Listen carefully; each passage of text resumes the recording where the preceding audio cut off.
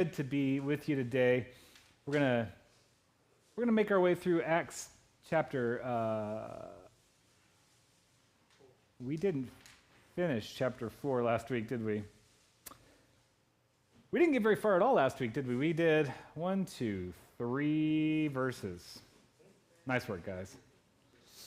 Today we will move a little farther. We'll maybe move with greater clip. Although I will say, the reading today a little spicy. Reading today is a little. We got some stuff that we're going to talk about. Stuff that when you read it, you're like, I should talk to my pastor about this. Hey, is my microphone on appropriately? It sounds like it's kind of low. Everything's low to me. Everything's low to you? Well, I need you to hear too. So, how's that? Is that any better, guys? She needs to hear it. Okay. All right, so just to give us some context, and I'll try not to spend too much time on this. Pentecost, Ascension happened, Pentecost happened, a lot of people came to faith, 3,000 people came to faith. Peter and John strode up to the temple, healed a paralyzed man on the way into the temple, brought the man into the temple with them. Another 2,000 at least came to faith. The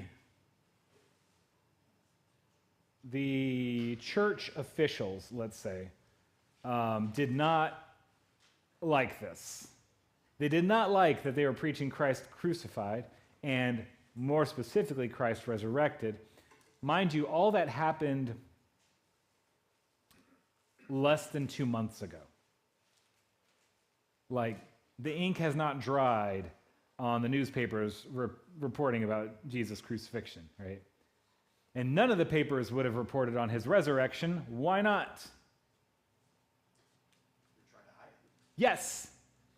These people, the temple guard, conspired, I should say, the high priests conspired with the temple guard to hide the resurrection, to lie about the resurrection. And, for maybe 50 days or so, maybe that story got some traction. But now all of a sudden, this man who for over 40 years has not had the use of his legs was healed in the name of this Jesus whom they crucified, whom these disciples claim rose from the dead. And people are starting to believe maybe he did. Maybe he is the Son of God. Maybe he is the Messiah. After all, the prophecies about the Messiah are coming true. The blind see, the deaf hear, the lame walk. This is a problem for the Sadducees in particular. Why? Why is this a problem for the Sadducees in particular? They don't believe in the resurrection. They deny the resurrection. It's, one of the pillars of their theology, right? Because their approach to Scripture is to only accept the first 5 books and to look at it as instruction for living. Which, by the way, is how a lot of people take religion. They think of religion as being fundamentally instructions for living. I think we have a different opinion about that. I think that our religion contains instructions for living, but that's not what the religion's about. That's not what the book is for. The book is so that you may have life. One is eternal and the other is non-eternal. Yeah, one is eternal, one's non-eternal. One is behavioral, one is located inside of you. The other one is about being, and it's located outside of you, right? The Christian faith is not about making the best version of you. It's about revealing Almighty God. So they arrest the disciples who are preaching this Christ crucified and resurrected, and they hold him overnight. On what charge? They were preaching Jesus, and they didn't like that. Disorderly conduct. Yeah, loitering. Yeah, exactly. They didn't put anything in the tithe, right? Because they had no money, so they were loitering. So the next day, they bring the high priest and Ananias, and they sit around and say, well, what are we going to do with these guys? And they ultimately decide there's not much we can do to them because, well, look at how all the people are on their side. So they didn't kill them. They didn't lock them up for an extended length of time. They threatened them, said, okay, we'll let you off with a warning, but you got to stop. Now go home. Peter's response is, you're saying stop, God's saying go. Who do I listen to? You're saying stop, God's saying preach on, brother. Who do I listen to? You need to decide. Who would it be right for me to listen to? So they go. They leave. They don't stop. They get back to the rest of the disciples, the rest of the faithful, right, to all the believers. And when they're received in, the disciples get excited. And they pray. Do y'all remember what they prayed for? I know Jim does. It's on the top of his mind, tip of his tongue. Anybody else remember what they prayed for? I only know that because we talked about it. Yeah. Boldness, that's right. Some of y'all were like, I don't want to say. Okay, but that's ironic. You understand? They prayed for boldness.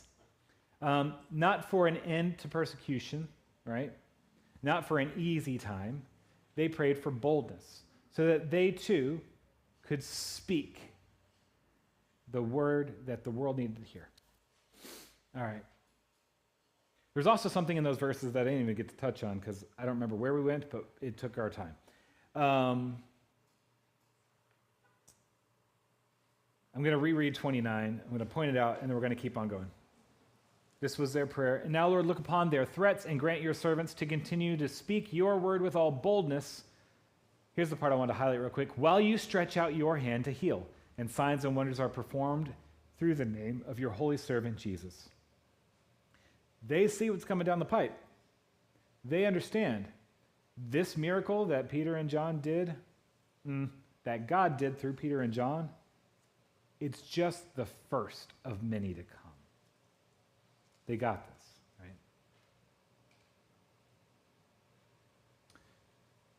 Let's move on. We're going to start at verse 32. And we're going to read it.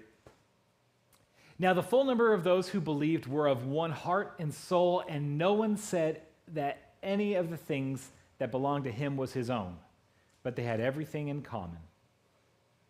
And with great power the apostles were giving their testimony to the resurrection of the Lord Jesus, and great grace was upon them all. There was not a needy person among them, for as many as were owners of lands or houses sold them and brought the proceeds of what was sold and laid it at the apostles' feet, and it was distributed to each as any had need. Thus Joseph, who was also called by the apostle Barnabas, which means the son of encouragement, a Levite, a native of Cyprus, sold a field that belonged to him and brought the money and laid it at the apostles' feet. All right. There is something that looms heavy in my mind as I read these words that I'm definitely going to talk about, but we're going to get there in a moment because it's going to take up a lot of time. Maybe. So these folks, this early church, they were living out their faith in a very real world, thorough, tangible way. What were the signs? According to these verses, what were the signs of their faith? What differentiated them from just everybody else?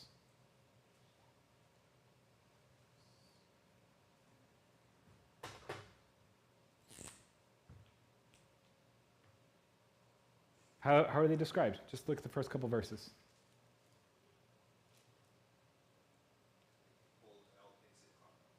Okay. I'm going to put this word on it. We'll come back to that in a moment. What was the other thing? You might have just skipped right over it, but it's one of the very first descriptors of the people there.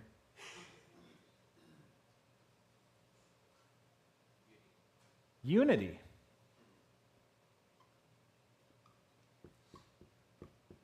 Unity and generosity. These were the cornerstones of that early Christian church.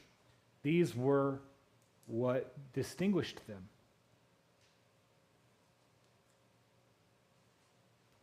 We live in a time that everyone seems to note is very polarized, very tribal. And that can be a political designation, but it doesn't have to be, right? It can be philosophical, it can be economic theory, it can be your position on pharmaceuticals, it could be your position on education, it could be your position on religion, whatever. We live in a very, very polarized and polarizing time, right? I mean, do we all agree with that? Yeah. Which is weird, right? Because you'd think with so much ability to communicate freely, we'd be more understanding and that we could be more united. But that's not actually what's happened with the boom in easy communication, right? So we recognize that we live in this polarized time.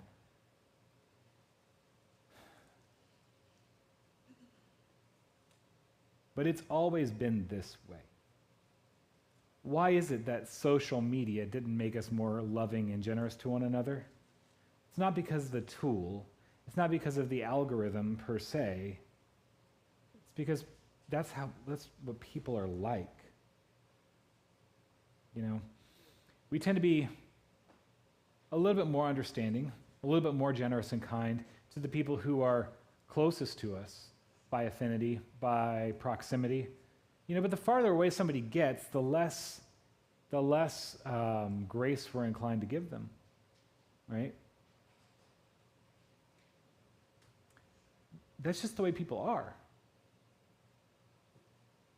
In Jesus' time, in the time that the Bible is written, were they all basically united, everybody gets along?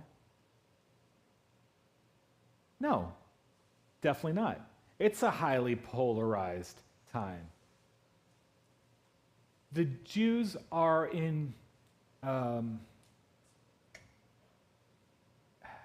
they're conquered. I don't know how else to say this well. They're conquered by the Romans, right? They are under the rule of Rome. And a lot of Jews are longing for freedom from Rome.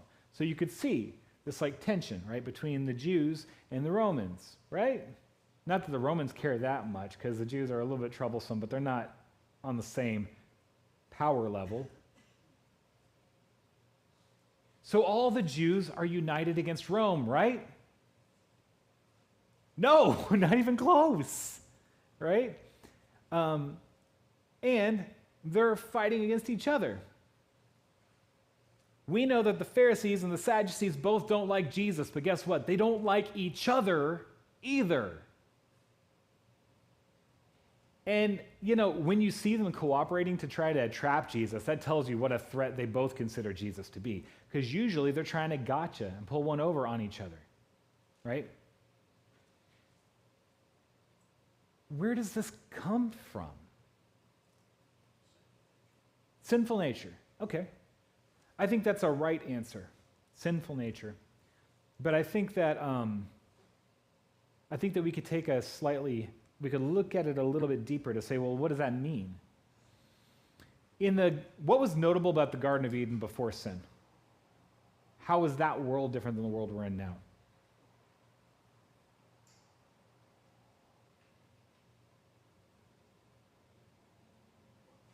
They were naked, right? So there's no judgment. Okay, no judgment. No sin.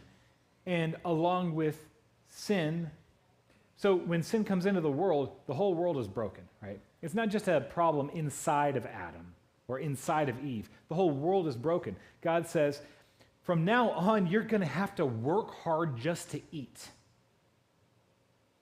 This is what God says to Adam, right? The world is going to turn against you. You're going to have to struggle to survive. In the Garden of Eden, there is no death. I mean, like, you could even make, if I want to sound a little bit kooky, you can even make an argument that they weren't even killing plants in the Garden of Eden, right? Because what is it that God gave them to eat? The fruit of the trees. So they're not even uprooting carrots. Like, they're eating fruit off the tree. That might be stretching too far. I grant that. But you can see what I'm pointing at here, right? There is no struggle to survive. There's enough for all.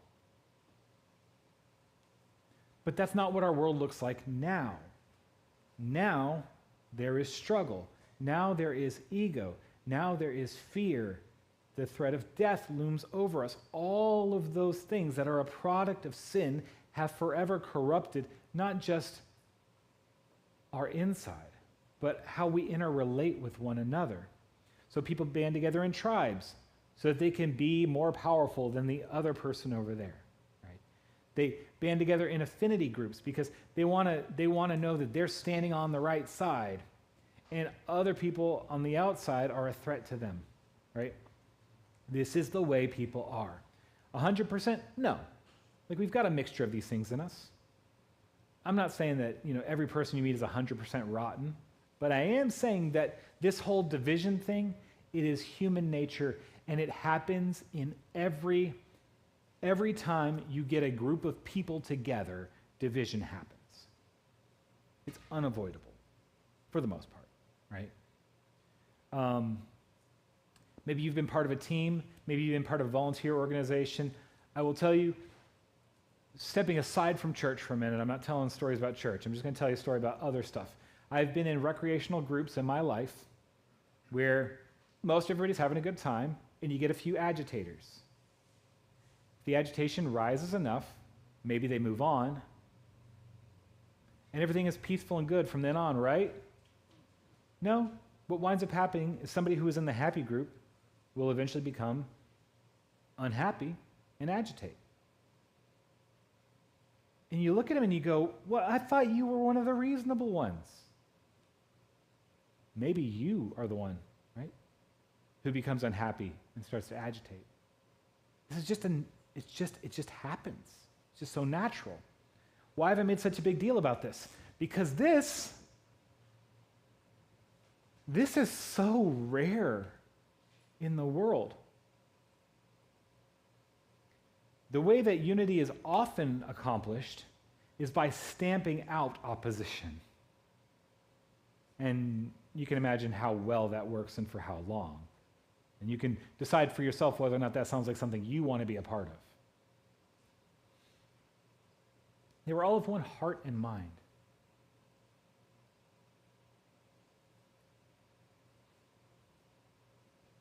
And they held everything in common. So this was another thing that came up, right? That there were no poor amongst them. I'm going to use some loaded language in just a second to freak some of y'all out, because that's my job. But there was no poor amongst them, right?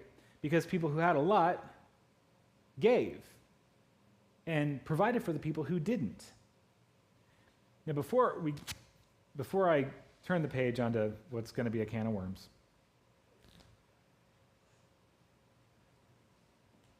when we talked about the man begging for money, the paralyzed man, y'all remember that?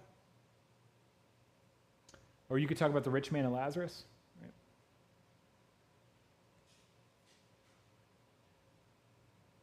Who lived out, what is the golden rule? Can somebody just quote it for me real quick? What's the golden rule?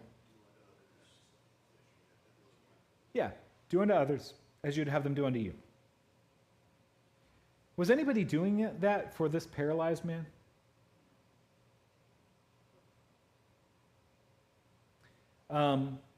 Jesus says the law of God can be satisfied this way. These two things. Love the Lord your God with all your heart, with all your soul, with all your mind, with all your strength.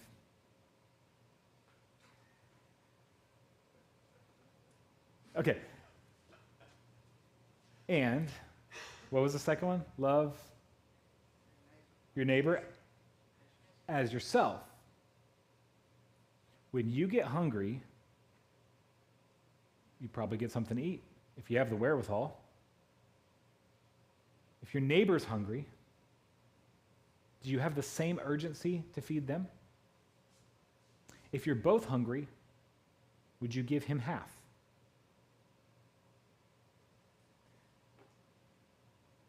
When Jesus says to love someone as you love yourself, if you try to really apply that, like really apply it, you will be very challenged because almost none of us really do it. I think generally we'd be more comfortable doing it with like-minded individuals, other Christians, for example. Sure, okay. But for the unsaved, right, they don't reciprocate, right? So I think it's a little Yeah, so with people who are like-minded, maybe you can expect some reciprocation, right? So I'll help you out. And then maybe like if I'm having a hard time, maybe you can help me out. This is the opposite of what Jesus says to do. Jesus says, lend without expecting back. Throw a party and invite people who can't do it for you. Because if they do it for you, there's your repayment. But if they don't, your heavenly Father sees and he'll repay you. That's what Jesus says. Well, this early church, they're actually trying it out. They're going, if I'm going to love my neighbor as myself, and he doesn't have anywhere to stay, I would want some place to stay. He doesn't have anything to eat, but I would want something to eat. Maybe I could do with a little less so that he can have something.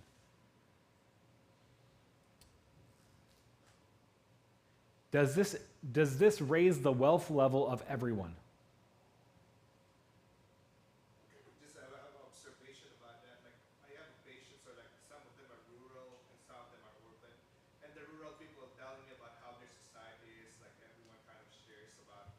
It seems more natural to them. Like kind of one of my patients is living alone in an apartment, and she was from Louisiana, and she loved it because everyone knew each other. Like kind of everyone was like cares about each other. I'm just kind of wondering, is there really a part of us that's generous? So that I wonder if that so what do you call it, repressed now? I don't know. Yeah, so I think generosity is, I think it is in some level a learned behavior. Like, I don't think it comes natural to a lot of people. Everybody's built differently, and so it comes easier for some than others. But if you think about a newborn baby, she's not sharing nothing with nobody, right? Yeah, but she's not doing it for you. She hasn't, like, for real, babies are a wonderful thing. They don't understand what smiling is in the beginning. They're feeling gassy, you know?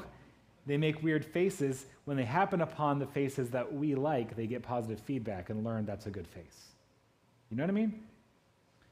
I don't want to push that too far. I mean, there are natural expressions, and it's fine.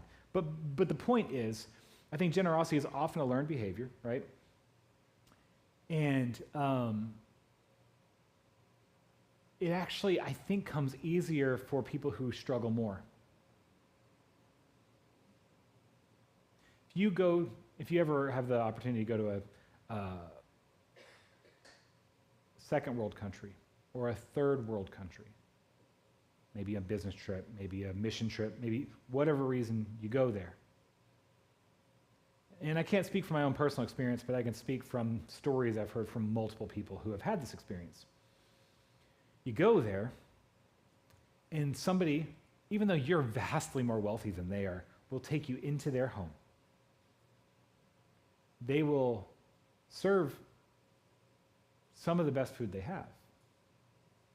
And they'll give it generously to you. They'll treat you kindly and share with you. You don't need it. You don't need it. But they have a culture of that, of sharing what they have. As people tend to get more affluent, I think there also is a tendency to get a little bit more self-focused. They may think a little less communally, right? Um, and so generosity becomes an exercise that you have to work at, especially because you might not have had need, so you've not called on that generosity from somebody else. I think in a lot of ways, as like you said, wealth increases, you just become farther away from the need. Yep. And so if you are in a rural community, there's not likely that, like one person has a lot and everyone's kind of on the same playing field, and so everybody understands the need. But as you kind of, I think the need of needing something goes away, and you slowly learn to get it.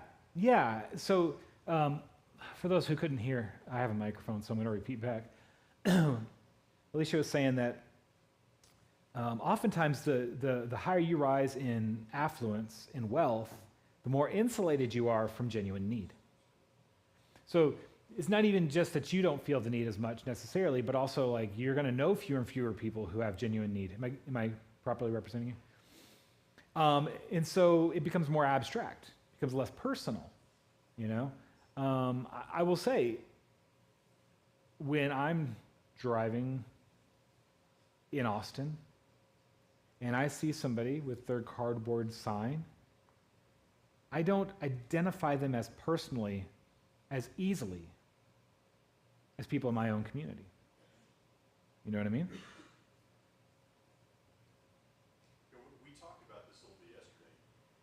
We live in the richest country in the world. Oh, yeah. Food, shelter, housing, these basic fundamental needs are, I can't imagine that there's a huge swath of our population that doesn't have access to basic needs.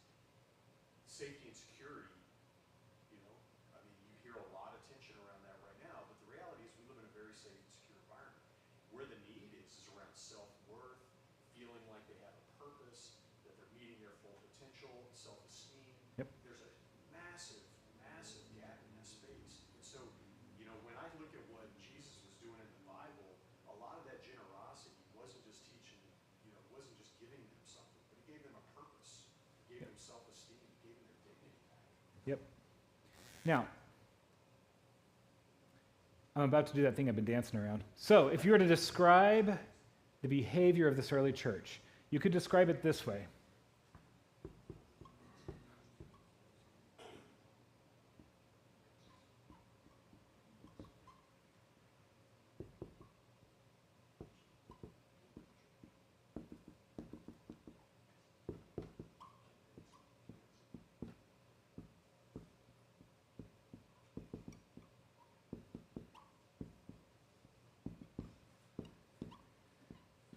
You could say that their orientation toward material wealth was take from each according to their ability and give to each according to their need.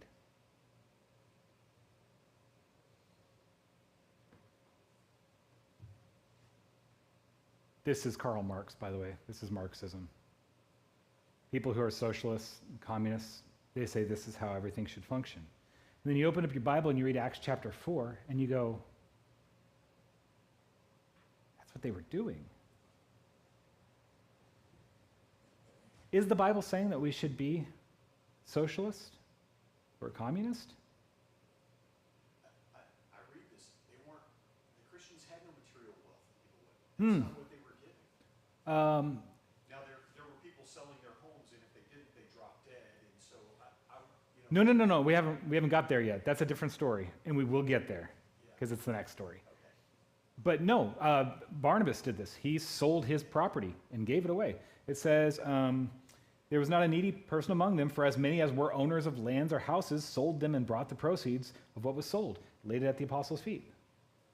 One question I have when I read this, and you may be able to help me out with it, it doesn't say that everybody sold everything they had, put it in a big pool, and then they split it out evenly amongst them, right? I mean, it says, the way I read it, I think, is no one was in need. Nobody was starving. Everybody had the basic hierarchy of needs they needed, but I don't read that it took everybody just put everything in and split it up evenly among all of them, Yeah. where it was equal wealth among all of them. I read it like, hey, there were people that were wealthy, and yeah, Barnabas sold his house and brought it in so that he could help, but it doesn't say he sold all of his houses. Maybe he had 10 houses, right? Maybe. It does say that they had everything in common. So we do have that, whatever that means. Do you think that he's endorsing a Marxist theory? You want me to get you off the hook already? Y'all don't want to wrestle with this for another couple minutes? No, it's giving me stress. Jennifer. I think the big difference is there's a difference between being forced to take in your money, there's a difference of giving. Bravo. Okay. What she said was, there's a difference between being forced to give what you have and doing it willingly. I'm going to keep it here for a moment. I think if you take the baggage of Marxism away from it, if you read a statement like this sounds reasonable. And it sounds like a net positive. Couple things I'd want to highlight for you. Number one, was the wealth of the church growing or shrinking or staying the same?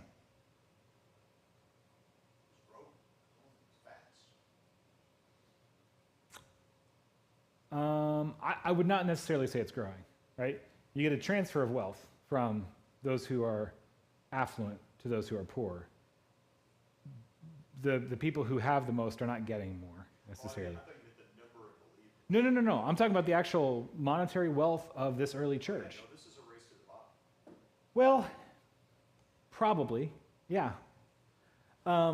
This is not a formula for economic growth. It's not. And what we'll see is that it's not too long before Paul is collecting missional offerings to send back to the Jerusalem church.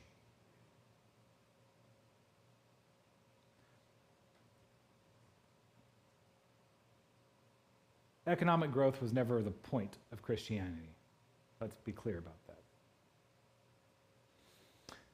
But I want to hang on what Jennifer said here because I think this is important.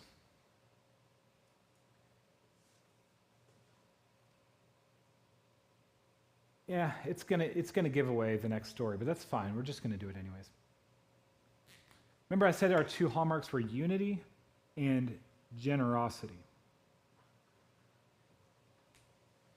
What spirit do you have when you fill out your tax forms? And if you have to stroke a check to Uncle Sam, what's going on in your heart when you do that? Be honest with me. Are you full of generosity as you stroke a check to Uncle Sam? You may think that the money is being mishandled. That's a conversation for another time. I don't want to talk about that because that's not the point. The point is, when the money is extracted from you, and ultimately under threat of violence, right? If you don't pay your taxes, what happens? You go to jail. What if you don't want to go to jail? Pay your taxes. What if you don't pay your taxes and you don't want to go to jail? They will make you. They will arrest you. They will put you in handcuffs. They will trot you in, right? Like, nowhere in that continuum, even though some of the money will go to benefit people who have less, it doesn't come from generosity. It comes from fear of punishment.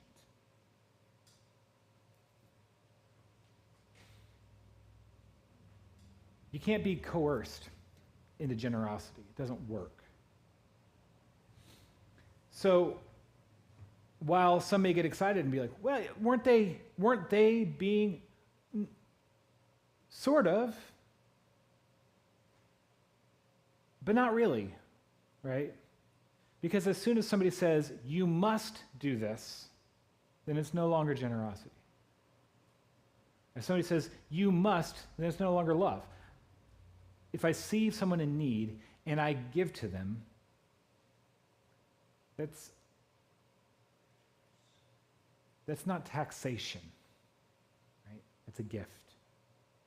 What's described here are people who are being motivated by love to act out generosity. So, is the Bible mandating socialism or communism?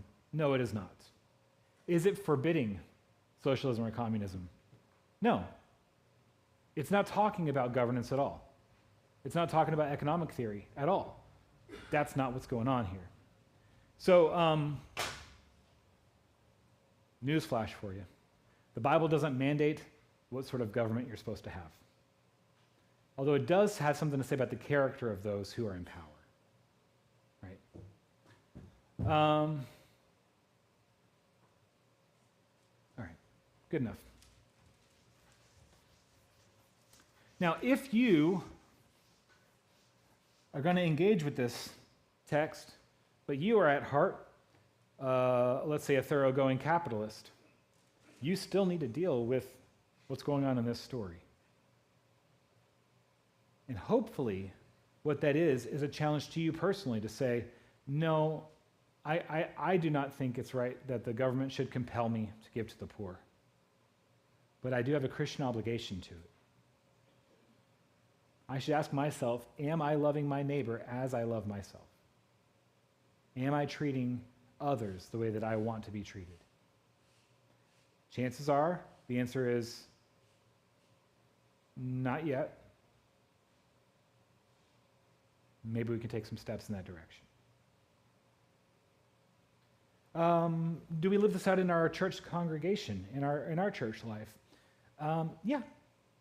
Go ahead.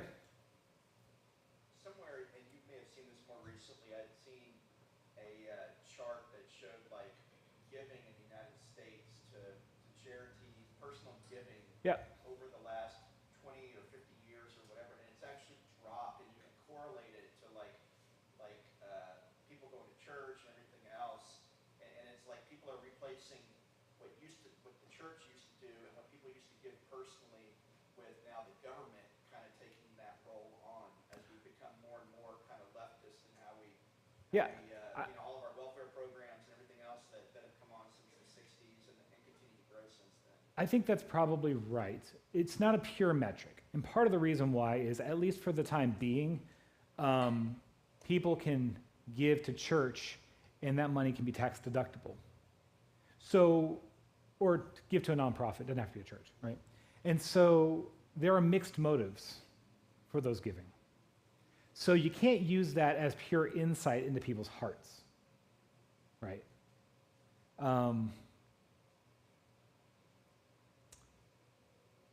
I have mixed feelings about that whole thing too, because to me, giving really is all about the heart. It's not even about funding the ministry primarily. It's about your heart. But yeah, I think that's part of what happens, and part of the impulse to say, well, someone should take care of those people. So let's pass a law, let's pass a tax bill, let's make a program. It offloads that.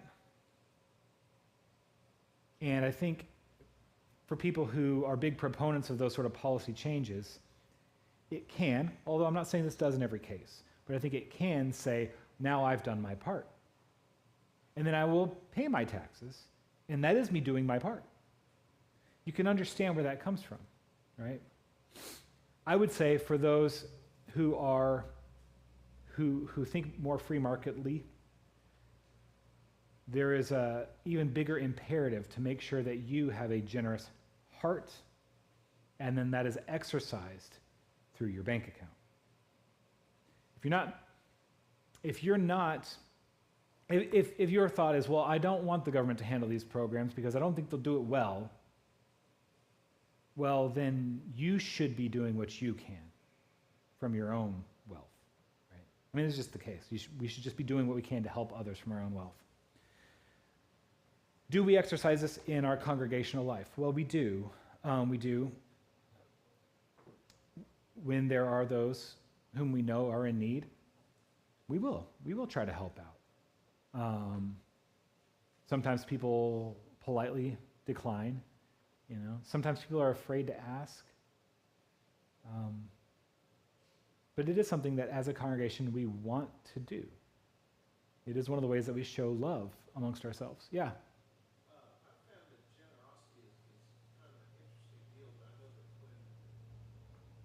when I've had less and have given, I felt better, or it was easier to do than when I had more. When I was more financially secure, it was harder to give Yeah. because you tend to want to hold on to everything. Oh, I've got all this stuff now. What do I want to give up? Yeah, When it's I've been at a lower economic level or something, and I've given, it was easier to do, and I felt better about it.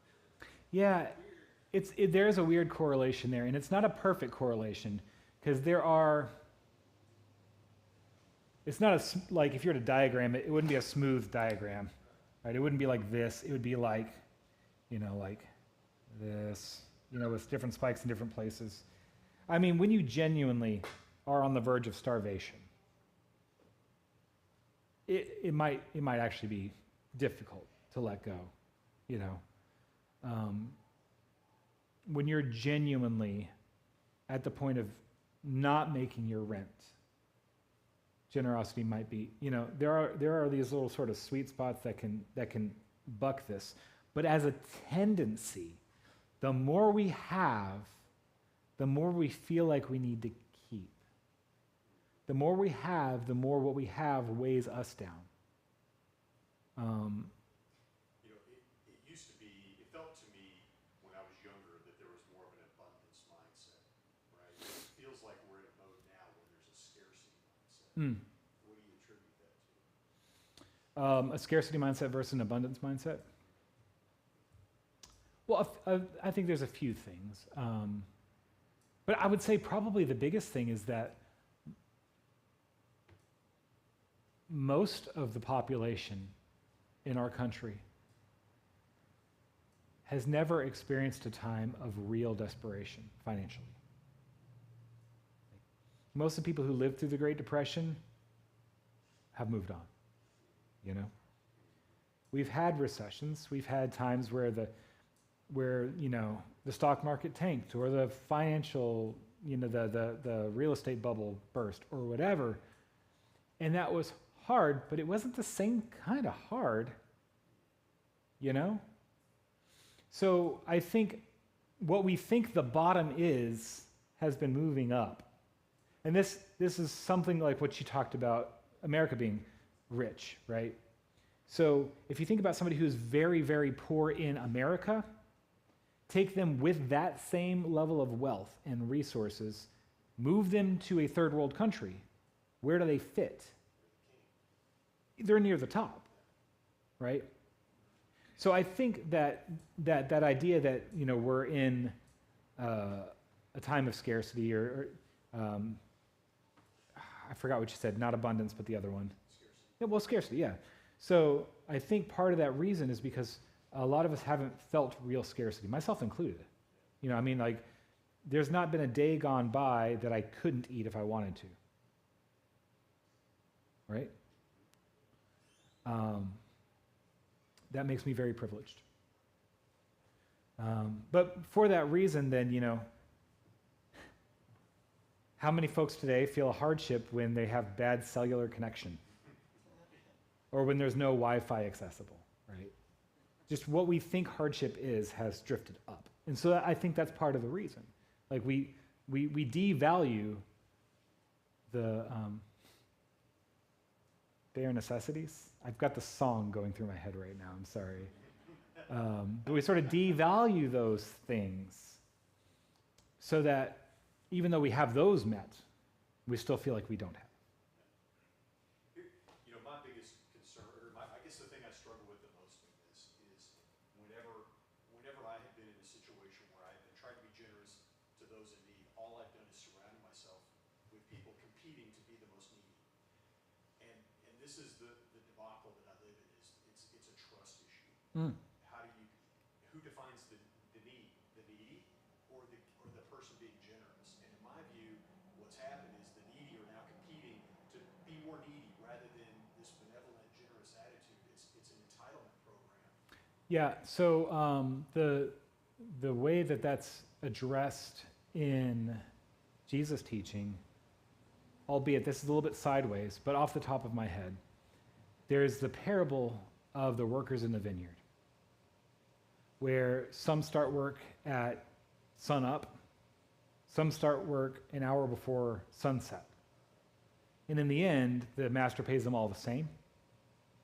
And the ones that were there all day start throwing a fit about that, even though they all agreed to it, right? But the master's response was this: are you angry with me because of my generosity? Shouldn't I be able to spend my money how I want, right? Basically. You got what you agreed to. So I think that, I think the onus is on the giver. And there is a question about like what help actually helps. That's a real thing too, right? So I think the things that help the most often demand the most of us. I think for many of us, throwing some cash at something is maybe the easiest of things. But maybe cash isn't going to solve the problem really.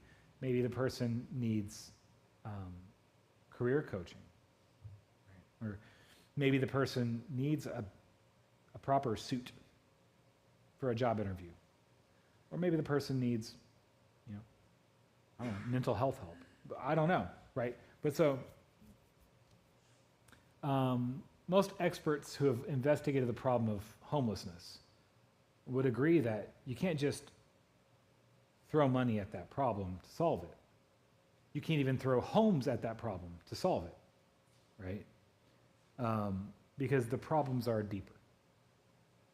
So I think it's okay that we should be careful that the help we give is helping. But where I would caution is sometimes we can become a little bit jaded and then just not give the help. So let's make sure that we have soft and open hearts that are seeking to help. All right.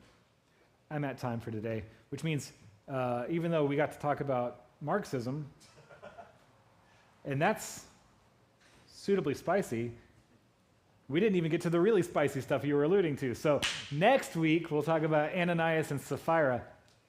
That'll be fun. We got church coming up in 11 minutes, so stick around.